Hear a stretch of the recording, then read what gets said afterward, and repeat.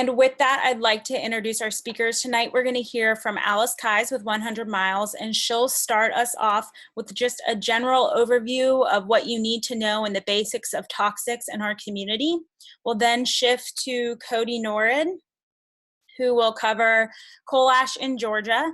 And then we'll move to Rachel Thompson, who will cover a little bit about hazardous sites in Georgia. She'll have a few examples from Georgia's coast, but it's applicable to the entire state.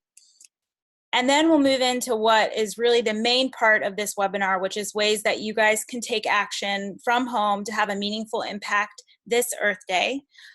So again, all of those links and all of the interactive portions can be accessed through either the Google Slides or the link on Dropbox that were both sent through the email that went out this afternoon. And with that, I'm going to hand it over to Alice Keyes. Thanks, Alex. I wanted just to really start by thanking everybody for joining us on Earth Day. And I want to take the opportunity to really celebrate the Georgia coast. Many of us on this call know that Georgia's coast is a true wonder of the world. We have 365,000 acres of marsh, 14 major barrier islands, and over 2,400 miles of coastline. Those of us who live here, and many of y'all on the call who don't live here but visit regularly, come here because nature is just part of who we are. Many of us just really benefit from the access that we have to the wildlife and the connection that we have to nature here. And I really got into environmental conservation because I love trees, and I love climbing trees as a kid and love being in nature and just surrounding myself with the green and the goodness of the natural world. And we all have a lot of memories of, growing up. Some of us probably have memories, and many of us have regular routines where we go out into nature to be spiritually and physically renewed. It's the natural world where we can really flourish and thrive. But unfortunately, the natural world is not what it was intended to be. Alex, if you could progress the slide.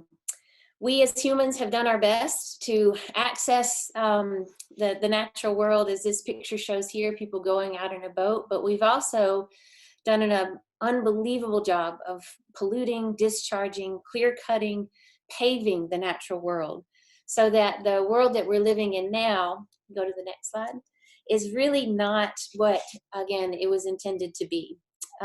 We have caused a great deal of suffering in nature, and that was one of the reasons why this day, 50 years ago, Earth Day was celebrated, to raise awareness about not only the glory of the earth and nature, but also the suffering that was occurring because of some of the actions that mankind was having on our earth.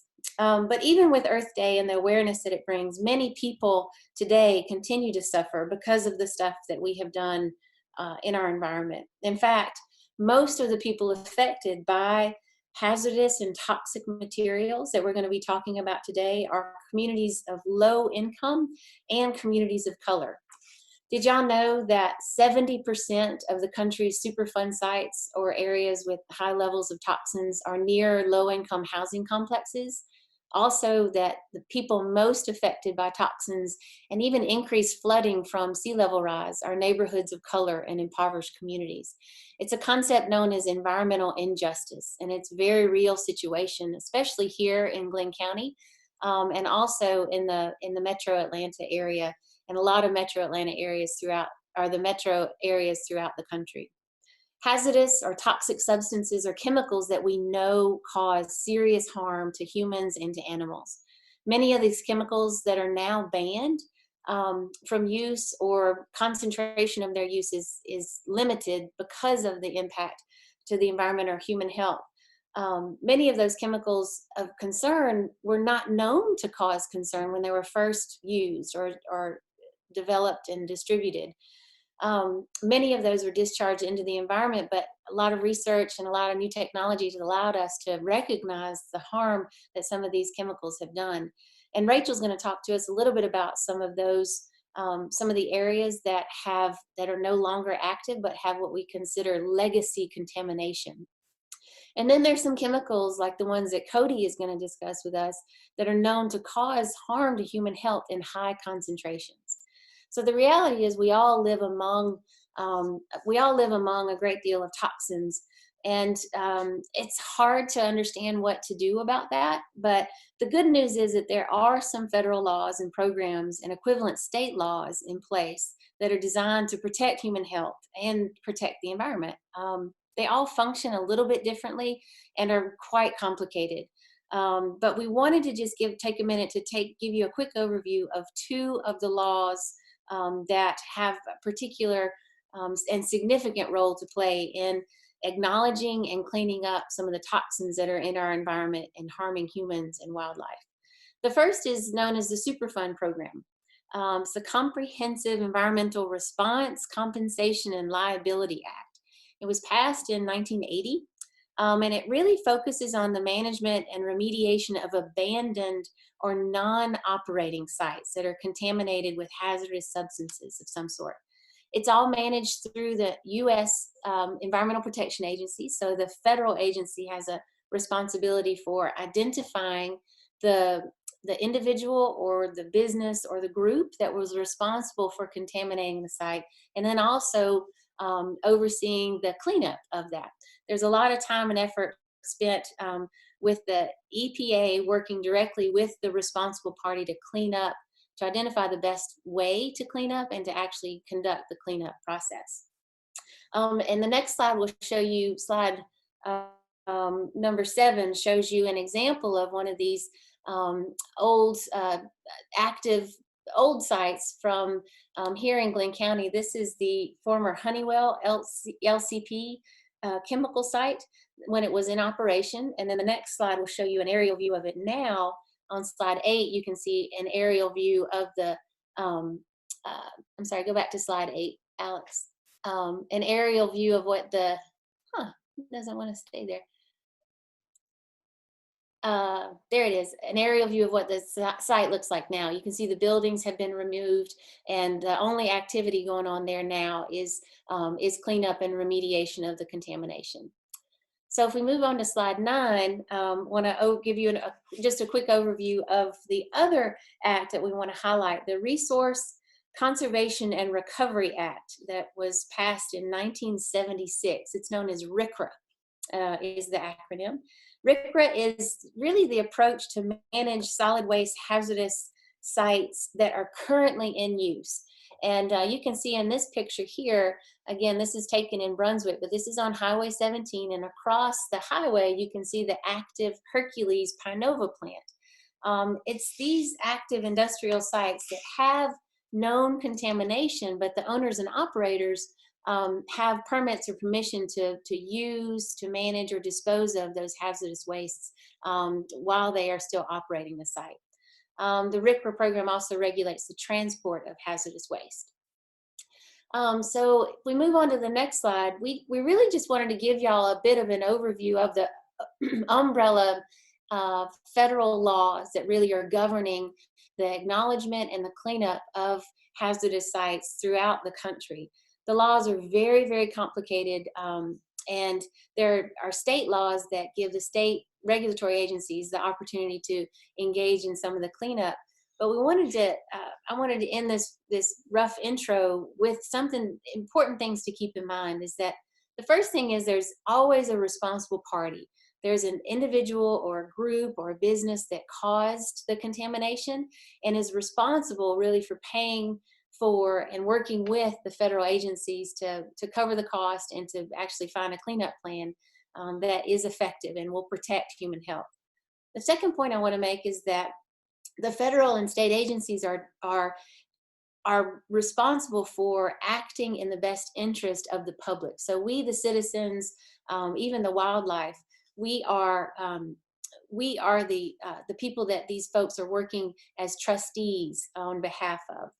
And lastly, the important thing I want to raise is on the slide here, is that all these state and federal laws require community information and also require community engagement and involvement in decision making. And so y'all taking the time and the energy to join us in this webinar today is extremely important, because public participation and understanding is critical.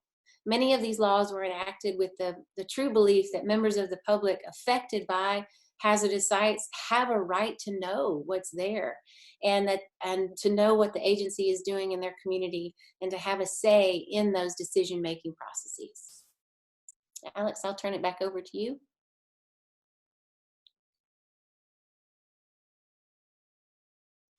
Thanks, Alice.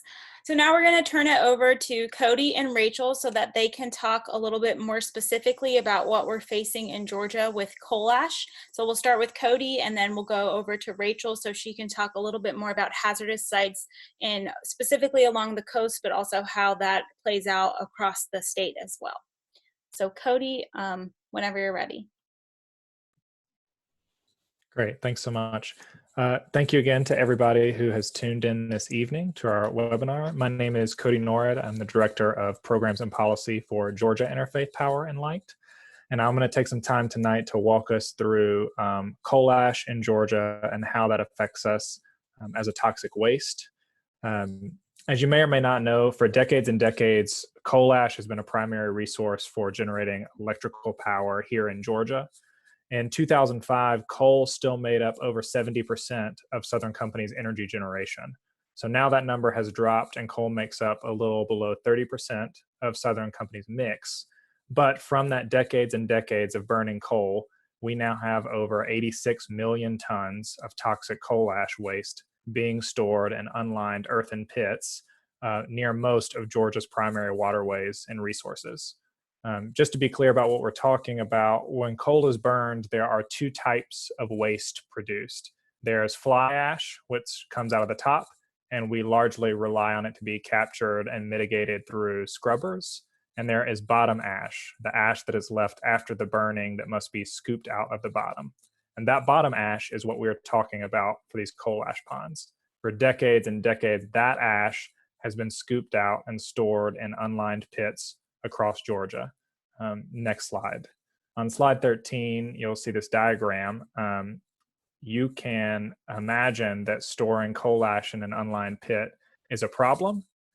Coal ash is toxic, and it contains nasty chemicals and carcinogens such as arsenic, boron, selenium, radium, lithium, and sulfate, just to name a few, all nasty stuff to have in drinking water. An Earth Justice report published in 2018 that's actually going to be linked in this PowerPoint, so you can view it later, confirmed that 92% of Georgia Power's coal-fired power plants have contaminated groundwater with one or more pollutants at every single site. So this is a problem for two primary reasons. One, as you'll see in some pictures later, these pits are unlined and supported by earthen levees, and they're situated right along our major rivers and lakes.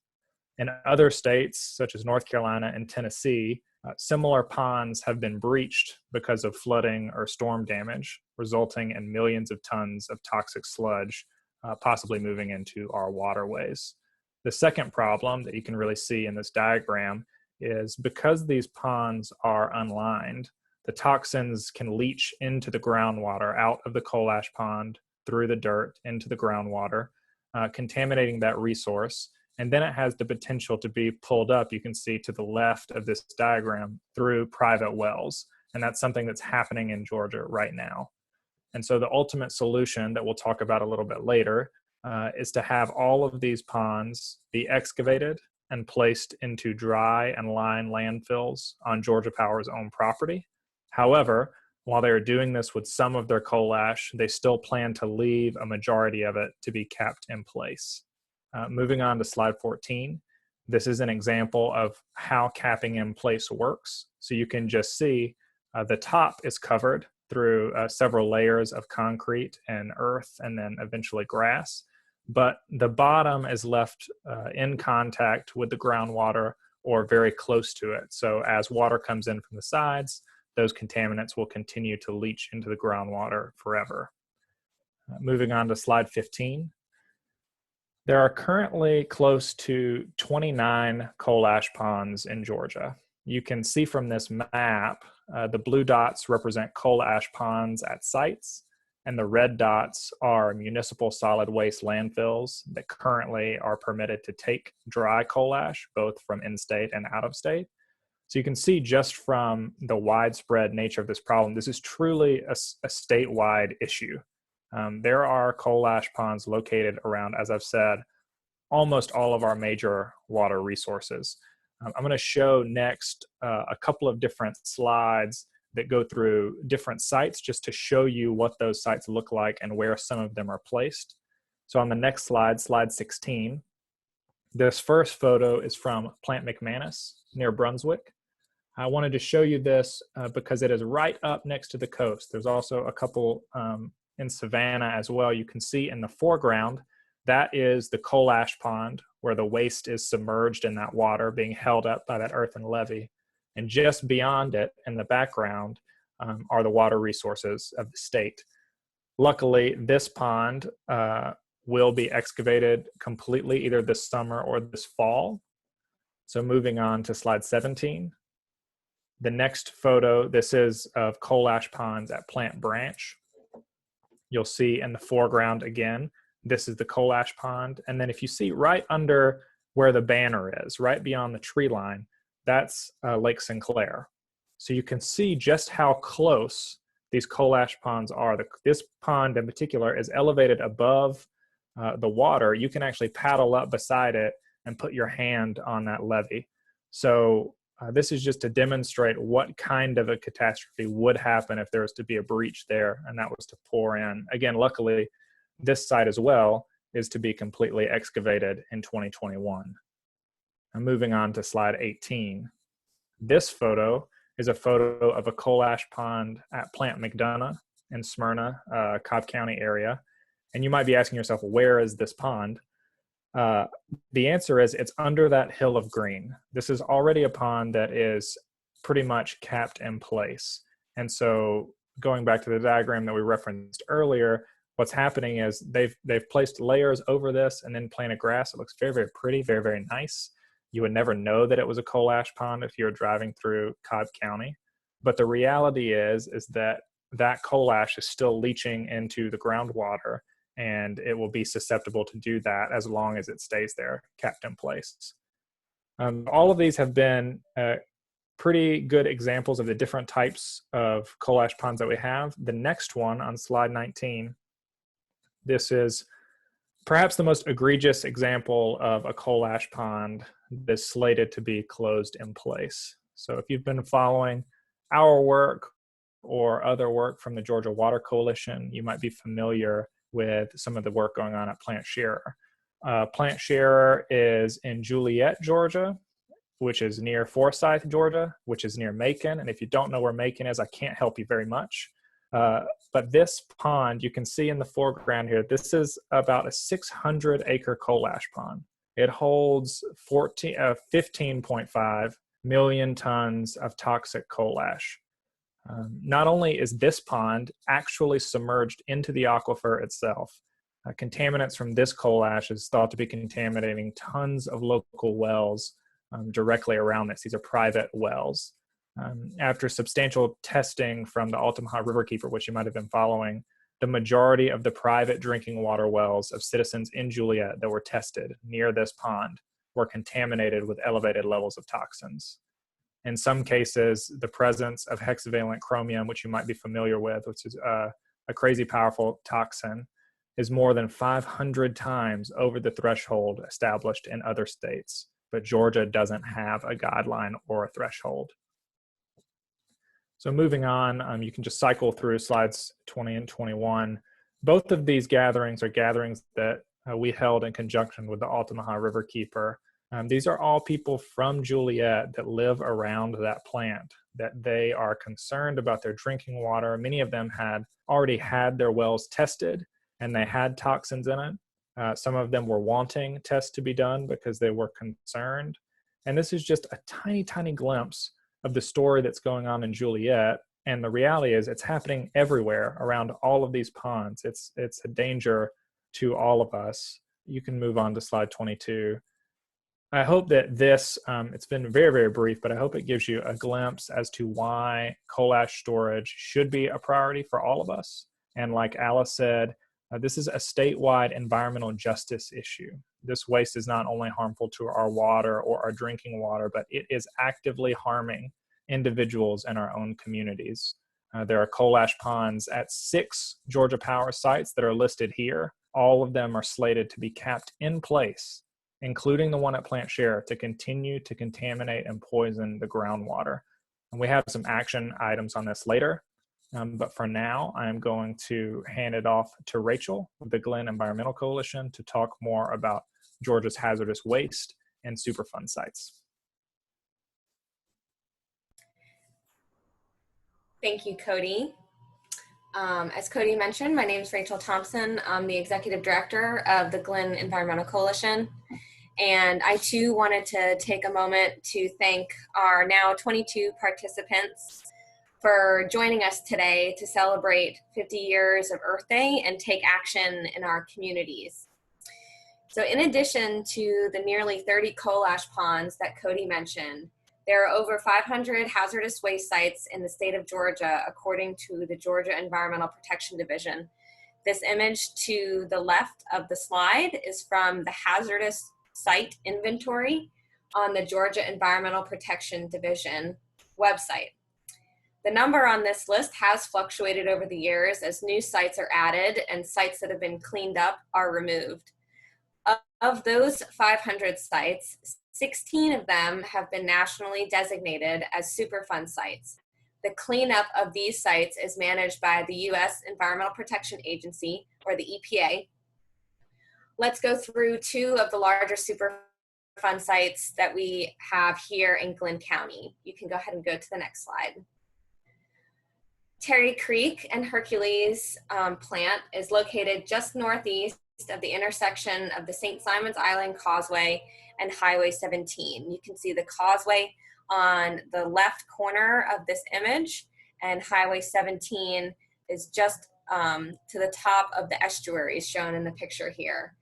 Thousands of visitors travel by this site to visit the Golden Isles beaches and popular tourist areas, not knowing that they're passing by one of the more toxic sites in the state. Next slide. Since 1911, industrial wastewater has been discharged into Dupree Creek, which is shown to the right of this screen here, through the outfall ditch, and this flows into Terry Creek.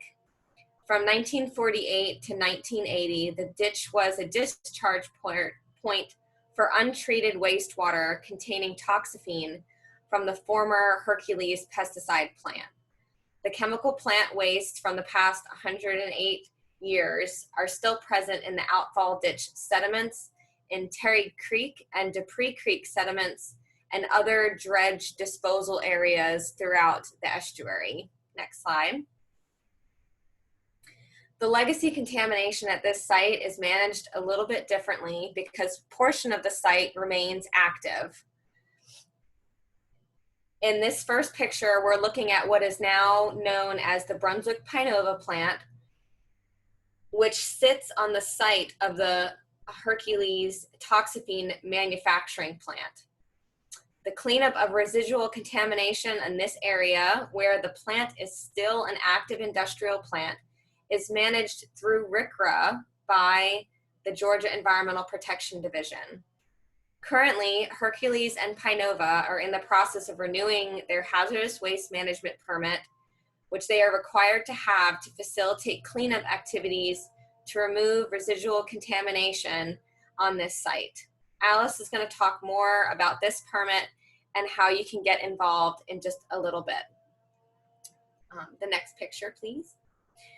The residual contamination that is east of Highway 17, again, Highway 17 is the road crossing on the bottom of the picture to the right.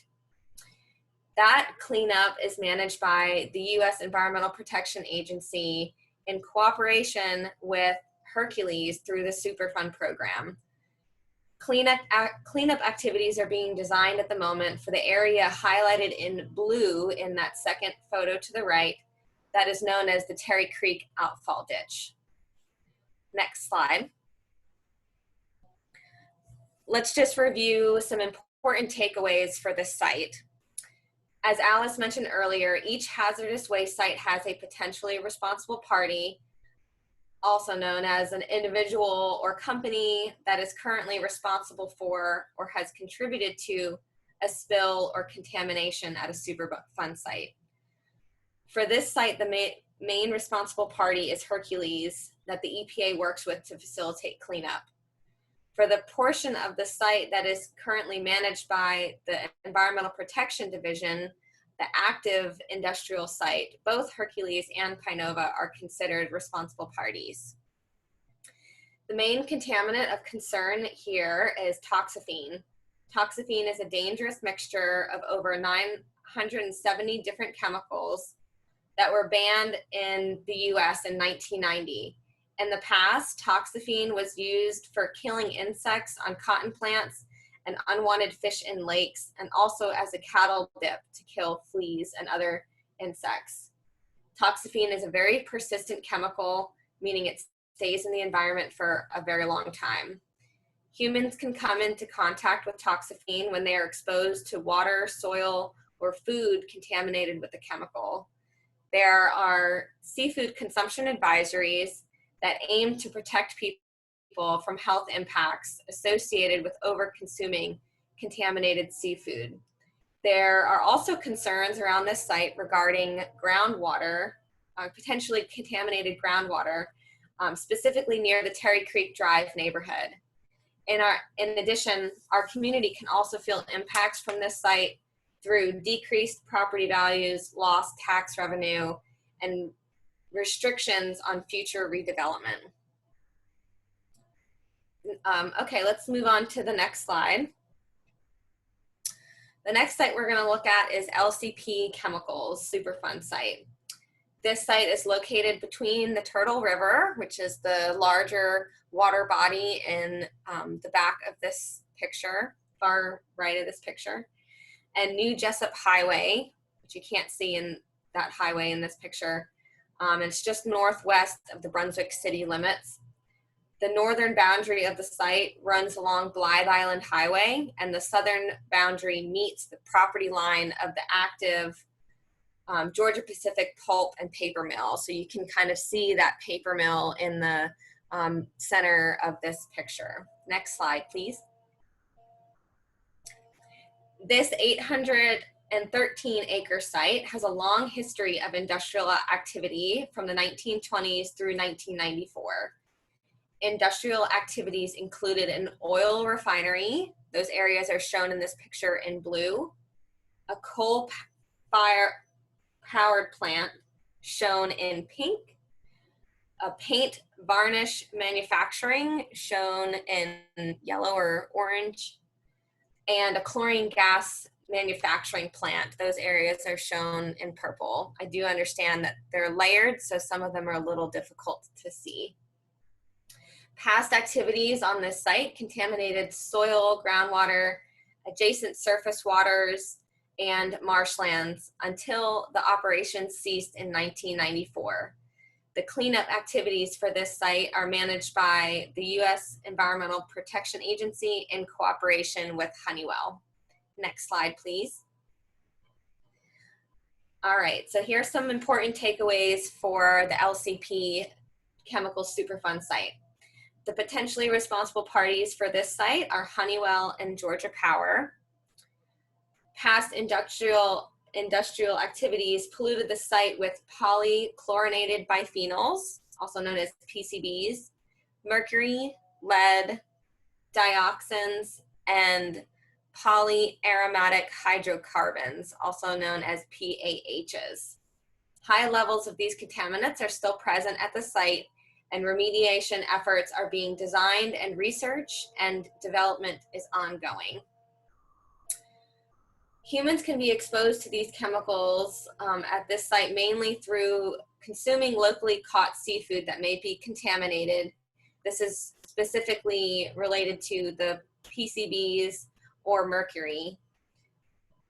There are seafood consumption advisories for this site as well. And just like Terry Creek, our community can also feel impacts from decreased property values, lost tax revenue, and future restrictions on development. and also through extensive natural resource damages. Alice is going to talk to us briefly about the natural resource damage assessment process. Thanks, Rachel. So, as Rachel just described, natural resources, especially in areas where Superfund sites have been identified, natural resources can be damaged pretty severely, and wildlife agencies are responsible for conducting what is known as a natural resource damage assessment. EPA defines this as the process of collecting, compiling, and analyzing information, statistics, or data to determine the extent of the injuries to the natural resources from the hazardous substances, and to determine ways of restoring and compensating for those injuries.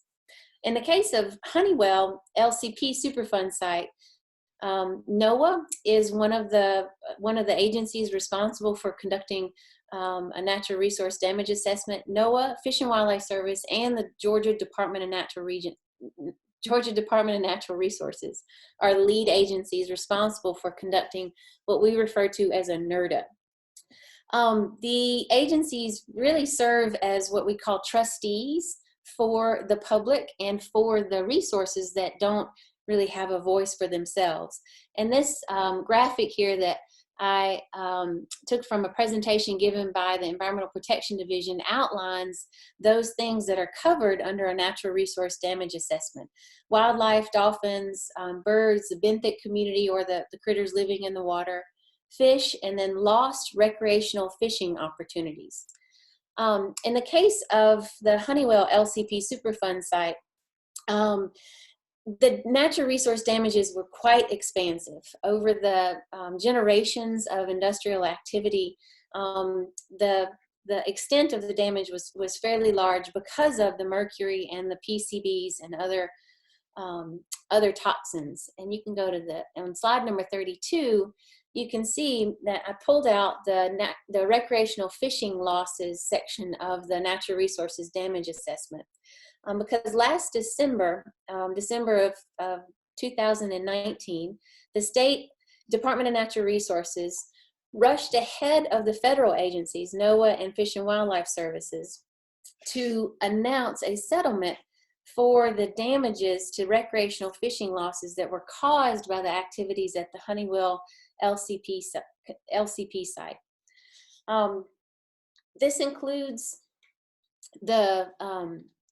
This includes basically a settlement of about $4 million for lost recreational and fishing opportunities. Those funds would be used to build boating docks, fishing piers that are open for the public, and would basically restore the lost recreational fishing opportunities that were caused, again, by the activities at the Honeywell LCP site.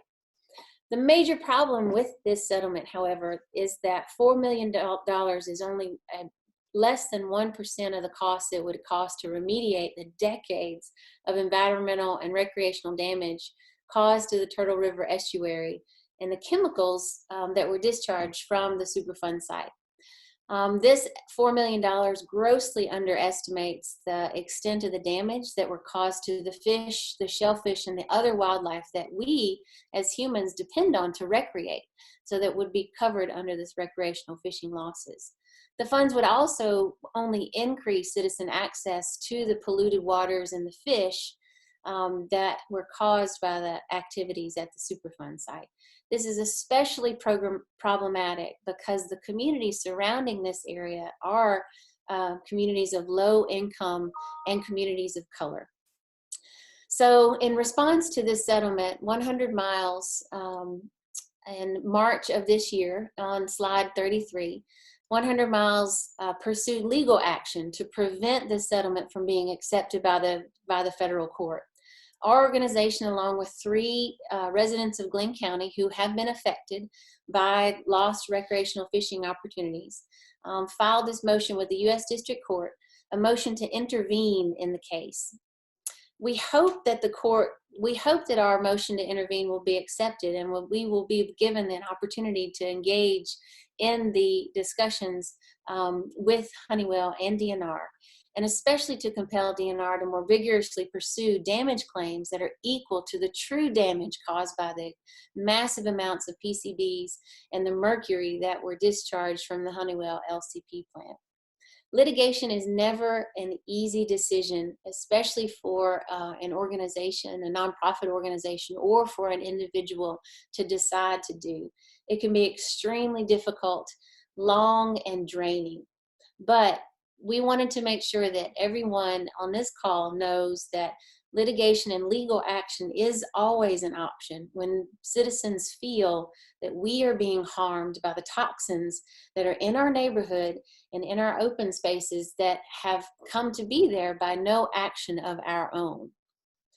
Which brings us to our next section, where we want to really engage and empower y'all with ideas for really making a difference in situations like the ones that Rachel just painted for y'all. So I'm going to turn it over to Alex now to talk us through what we can do. Thanks, Alice. So we titled this webinar, Keeping Hope Alive, Dealing with Toxic Legacies. And I know that was a lot that Cody and Rachel and Alice all just went through. We can exhale, take a deep breath and exhale, because there are things that we can do. And you can see on the title of this slide, it's really about reframing the question of what can we do to what we can do.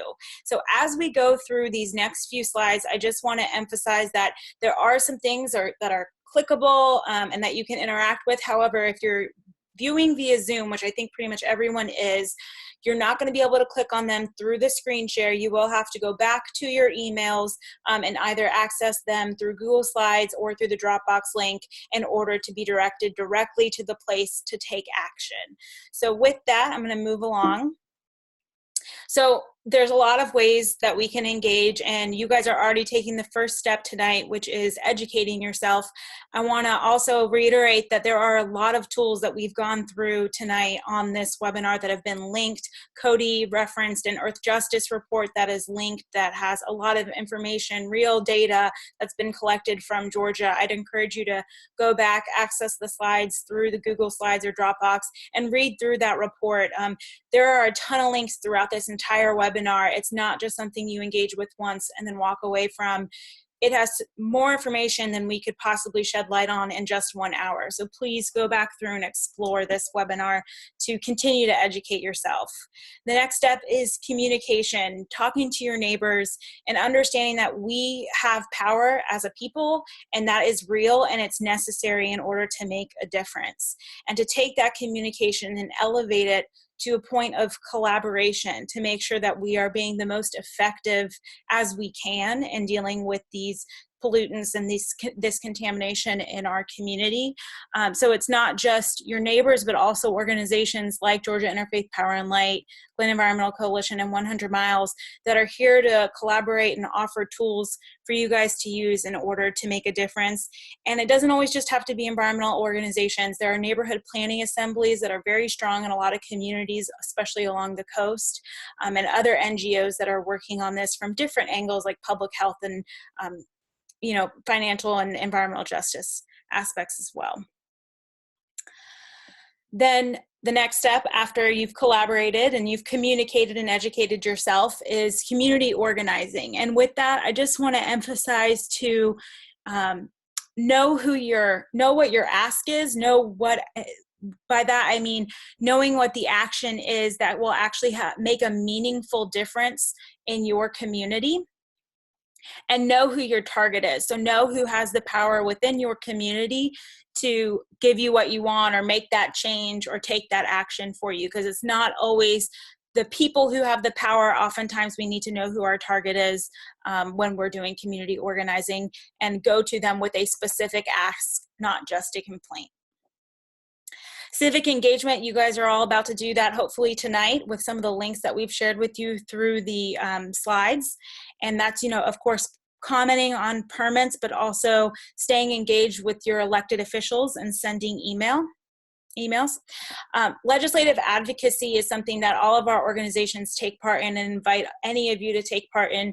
It can be extremely effective for a wide change in the system, but it is not successful typically without all of the components that I just mentioned. And then finally, as Alice mentioned, litigation is a last resort when we've really tried everything in our toolbox and we just still feel like our communities aren't being listened to. And with that, I'm going to hand it over to Alice to talk a little bit about how you guys can get engaged civically tonight.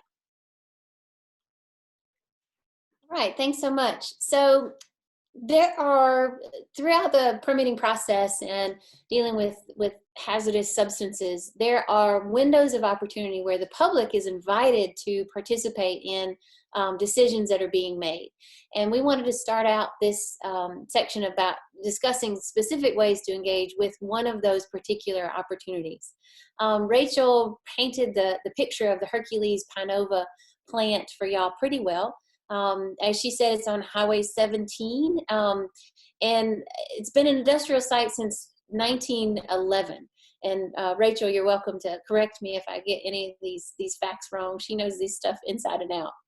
But basically, the site has suffered from a legacy of toxaphene, and a lot of the byproducts of manufacturing that pesticide still reside in and around the active plant site. As I said before, this is managed through the RCRA umbrella law at the federal level. And so it's being managed by the Georgia Environmental Protection Division, who has received an application from Hercules Pinova for a renewed hazardous waste management permit. This will allow that company to continue to operate and manage the hazardous materials that are on site. Unfortunately, the management of the hazardous materials has not been going all that well in recent history. In 2014, EPD became aware that dangerous levels of benzene, a cancer-causing byproduct of Pinova's operations, had spread beyond the footprint of the Hercules Pinova plant. Their current permit requires that they actually clean up any of these chemicals, but EPD has not enforced the cleanup of this spreading benzene. So today, while EPD has an open window for public comments on the renewal of this hazardous waste permit, we want to encourage y'all to write into EPD and ask for some specific things that would give us as citizens, neighbors, residents of the state comfort in knowing that Hercules Pinova is operating and protecting the community members from the dangerous chemicals known to be on their site. And so if you, in the PDF that Alex and Cody mentioned earlier, if you click on click to comment, it'll take you to a web page that we have set up that will, you won't see step number 1 on the web page, but I'm just going to walk you through how to engage in this pretty quickly. What you will find is an overview of the situation that I just briefly described that builds off of the facts that Rachel shared with you earlier. It summarizes the situation that we're in. And then you can read a little bit about that. You can also click on some of the links that will take you to the actual permit application itself, and you can read a little bit more from some news articles that share a little bit more about the history. And then if you scroll down, it will take you to this is all on the same page as the intro. Step 2 will basically be for you to fill out your information so that the web program knows where you live and knows your name and that you're entered appropriately into the information that will then be shared with the EPD. And so the next step will be for you to, that information will then go into the letter that has already been pre-drafted for you, but you're welcome to personalize the information with your own situation. We know for a fact that there is a neighborhood that is very close to the Hercules Pinova plant that could potentially be, groundwater could potentially be contaminated by that spreading benzene. So if you're one of those community members, then you certainly want to personalize this with your own information. But we have some specific information that we are asking y'all to communicate to EPD.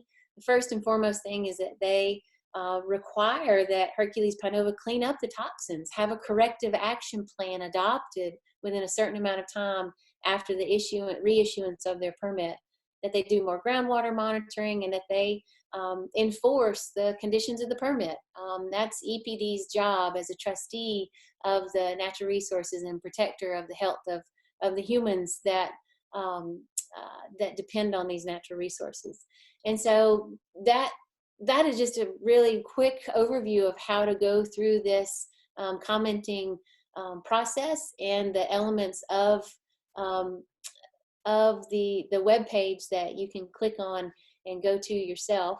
After you personalize the comments, you can hit send, and it will basically occupy that letter with your information, and the letter will go to Mr. Jim Brown, who's the point of contact at the Environmental Protection Division.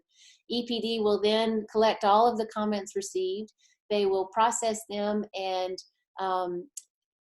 they're required to consider those when reissuing or issuing a permit under state law.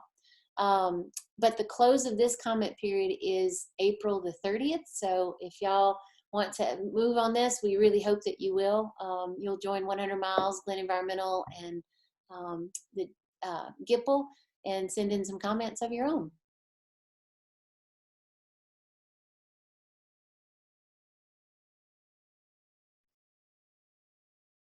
All right, and Cody is gonna talk a little bit about taking some action on coal ash. Right. So in similar fashion to what Alice said in the document for Google Slides that you all were sent, there's going to be a link there when you click it to take action. It's going to take you to a very similar page that you'll fill out the same information, and it's going to populate with a different message specific to coal ash. So just some background on what the ask is based on what we talked about earlier. The plan is to leave coal ash ponds at 6 sites submerged in the groundwater and to cap them in place. 1 or 2 years ago, Georgia, I can't remember now, Georgia received permission from the EPA to run their own coal ash permit program. So the Georgia Environmental Protection Division is the top tier that will make decisions on this. Currently, they're planning to leave the majority of Georgia's coal ash submerged in groundwater, or submerged close to groundwater with it leaching into those bodies of water. That's a problem. So the 2 asks are that 1, the Georgia EPD will excavate all of the coal ash ponds in Georgia and require that they be stored in lined, dry landfills. And then ask number 2 is that for all of the close-in-place permits that they are thinking about considering and accepting, that they will hold public hearings in the counties where those coal ash ponds would be located permanently. So currently, they're both planning on leaving a lot of ponds in place at those 6 locations, and there are no plans to have any public hearings on any of those permits. So this is a 2-part ask, and you'll see that in the letter, and that will be sent to the director and deputy director at EPD. And again, you can personalize that the same way that Alice talked about. So you'll click on the link, it'll take you to a letter, and then you'll submit that, and it will be for those 2 asks. And now I believe, oh yes, you can also share, these are a couple of links that you can share on social media that people can interact with these asks as well, so that we can spread what we're trying to do. And now I think I am passing it to Rachel for some action steps on trust funds. Thank you, Cody. So we talked a little bit earlier about all of the hazardous waste sites that are in the state of Georgia, and we're going to talk a little bit about a trust fund ballot measure, but I have to set the stage for us first. So the Georgia Constitution, as it's currently written, does not allow legislators to dedicate fees collected by the state for their intended use, whether to clean up environmental waste sites, fund teen driver programs, or support training for peace officers. Fees that are collected are placed into the state general fund for allocation by state legislators as they deem fit, even though the bill creating the fee may say differently. The trust fund honesty ballot measure proposes an amendment to the Georgia Constitution that would ensure fees are dedicated to a specific purpose are annually appropriated for that purpose. In the legislative session this year, HR 158 passed, so an amendment will be placed on the election ballot in November 2018 for consideration by state voters. Passing this ballot measure will allow programs like the Solid Waste and Hazardous Waste Trust Funds receive the fees so that the EPD can clean up tire dumps, leaky landfills, and contaminated properties. With help from the Georgia Water Coalition, a statewide campaign is being launched, and we're going to need your help. The link that's embedded on this slide on the top left corner will bring you to a sign-up sheet to be a trust fund advocate. On this form, you'll be able to volunteer for different activities to help people vote yes for this ballot measure. Some of the activities include hosting an educational presentation for your community group. Maybe if you have a church group or you're in Kiwanis or Rotary's club. You can sign up to be a social media advocate, so sharing information either on Instagram, Twitter, or Facebook. You can become a local resolution advocate. So there's going to be draft resolutions for cities and counties that will support the amendment being passed. They'll be looking for field canvassers. So there's going to be different groups throughout the state that are going to be looking for volunteers to spread the word in their community by going door to door with other citizen volunteers.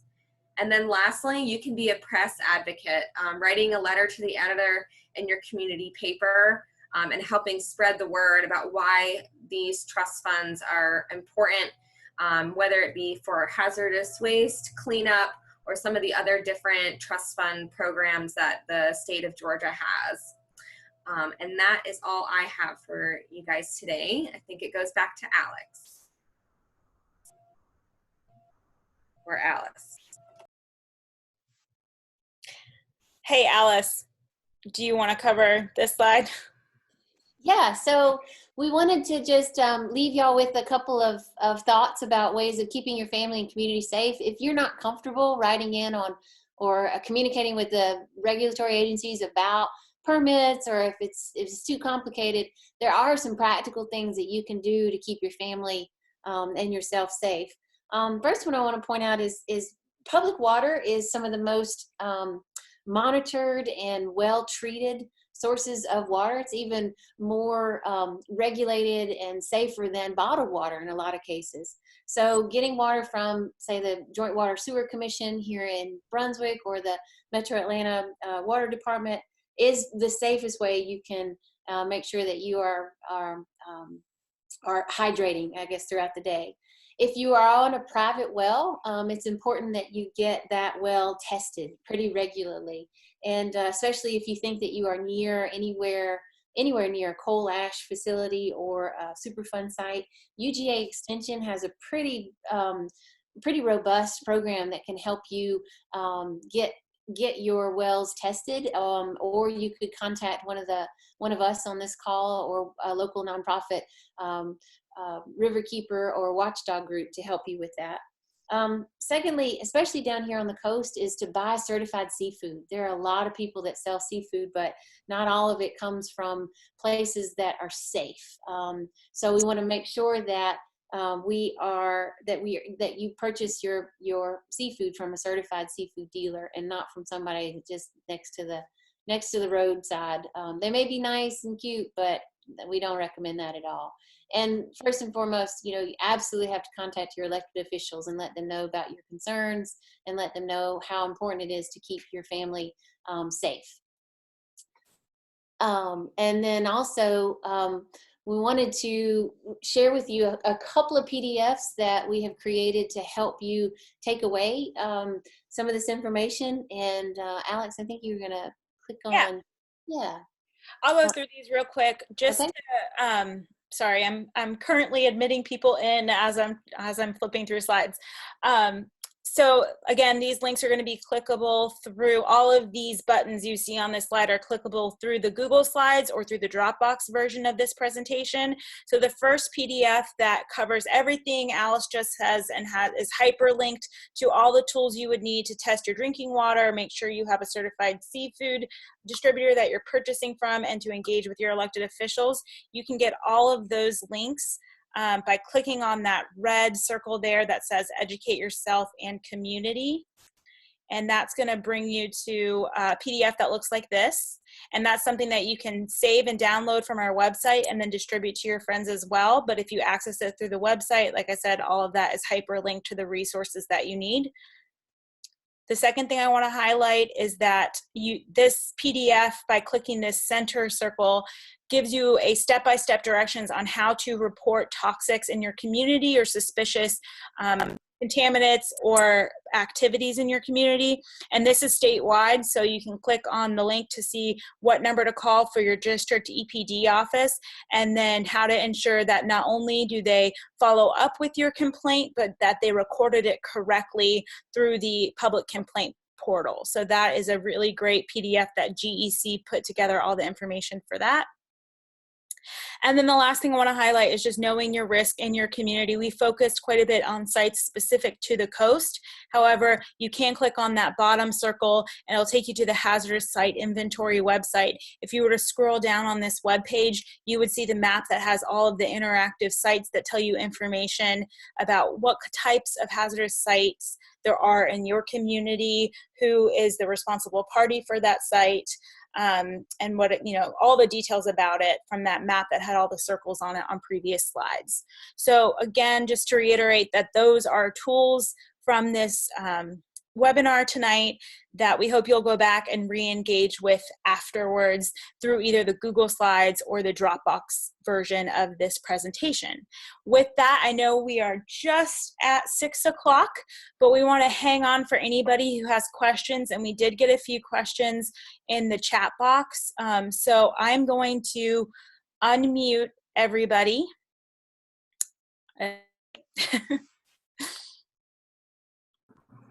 Okay, if you don't have a question and want to mute yourself back, that's great. But right now, everyone is unmuted. So if you want to ask a question to any of our participants, feel free to chime in, and it can just be a general question, or you can direct it to someone specifically. Yeah, Alex, sorry, before we get another question, I'll just speak to the question that was asked in the chat about filters. So I put an answer in the chat. I also put my email, and it's on the screen now so you can follow up. I think the best thing to do first would be to get your well tested if you're concerned about that. And there's a bunch of different resources at the city and county levels, and also river keepers are a great resource to figure out where to get the best testing in your basin and for what toxins. So that's where I would start, and that can get kind of complicated. So I would just email myself or one of us, and we can get you connected to who you need to get connected to get your well tested. Thanks, Cody. Thank you. Can you hear me? Yeah. Okay. The question I was having, say, if your well is tested and you are positive, are there filters that will work on these chemicals? I don't know how well and what the filters will chemical. Yeah, the short answer to that is yes, but it will the types of filters that you would need and how accessible or expensive they will just depend on what you actually have in your well. Okay. Thank you. Yeah. Okay. And you guys can enter your questions in the chat box too, if that's more useful. Okay.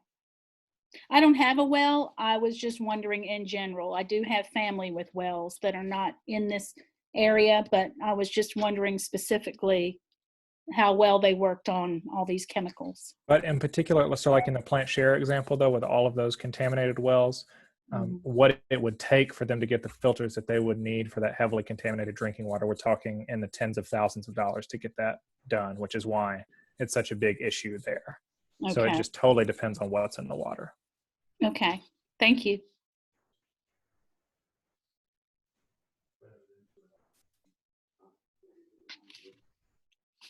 All right. Okay, well, I'm going to go ahead and sign us off then. Thank you so much for the question, Marissa. And if you guys have any questions that come up to mind as you're hopefully going through these resources, please feel free to reach out to any of us and we can help. There's a lot of resources, so we may be able to help navigate you to exactly the answer that you need. And with that, I want to thank our participants and our presenters tonight, and I hope you guys have a wonderful end to your Earth Day 2020.